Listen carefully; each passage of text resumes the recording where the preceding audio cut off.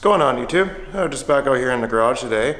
I figured that I would make a short little video here on give you guys an update on the 2001 ZX6R track bike that I've been working on, the track bike build.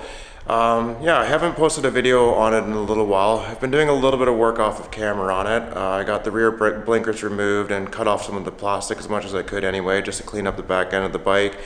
And there's a few things that I want to do off camera still. I want to get the headlight assembly removed and stuff like that. I just don't want to bore you guys with how to do that. I just kind of want to show you the finished product. There's still a few things that I need to do with it, some maintenance things, and also for the track we also need to remove the coolant out of it and put water in it and water wetter. It's like a lubricating stuff that you can put in water that's certified and good for the track. You can't run coolant on the track in case you have a spill and then you get coolant all over the track. I also need to do a oil change on the bike and put all the plastics back on and all that type of stuff. The first track event's coming up soon, so I kind of got to get this stuff done.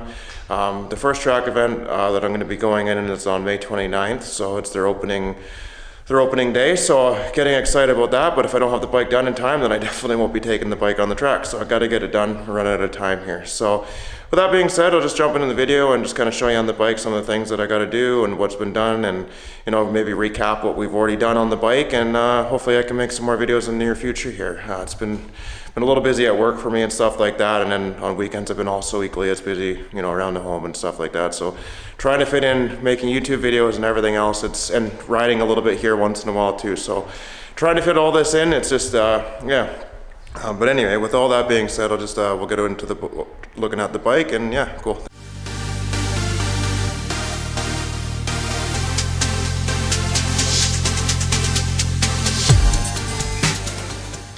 All right, well, I got the plastic that was on the back of the bike cut off. I don't know if you remember, but there's this huge license plate thing that was hanging down right here. So I got that cut off. I couldn't cut this off any more than this because this is like a cavity where all your storage compartment and some wires and stuff are in here. So I couldn't cut that off anymore, else dirt and debris and whatnot would be able to get in there.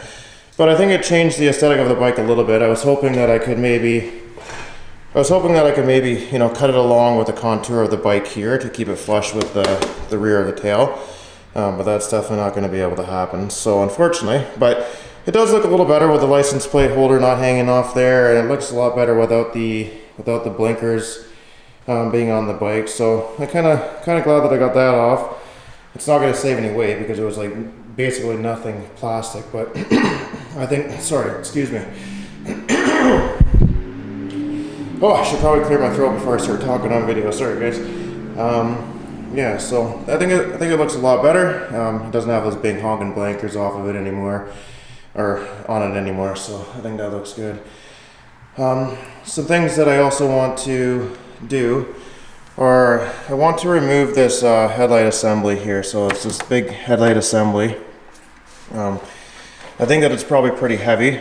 I think that's probably the most heaviest part on it. There's a couple bolts that I have to take off, and then what I'm thinking about doing is taking some plastic that I can try and find something that's green or black or whatever, build a cardboard template that's in the same shape as the headlight holes here. So just get a template that does that, and then cut the plastic out, and then kind of mold the plastic with a heat gun, and then maybe put a few screws or some rivets or something anyway around the outer edge just to hold it all in there, because I have to tape off the headlights anyway, so there's no point in having them in there. But I don't want this big honking holes in the middle of the fairing piece, right? So I gotta have something to fill that in, because all the air is going to come through there, and I don't think the aerodynamics of the bike would be very good if I left them open like that. So those are some of the things that I'm going to do. It's just I'm going to do it off camera because it's like tedious work, and I can maybe show a little clip here and there of how I did it when I'm done putting all the fairings and stuff back on the bike when I make that video. So just a recap on the bike, a few things that I want to do. We got the tires installed. I went with Bridgestone S22s. It's a 180 in the rear, and then got the front tire done. Tires done as well.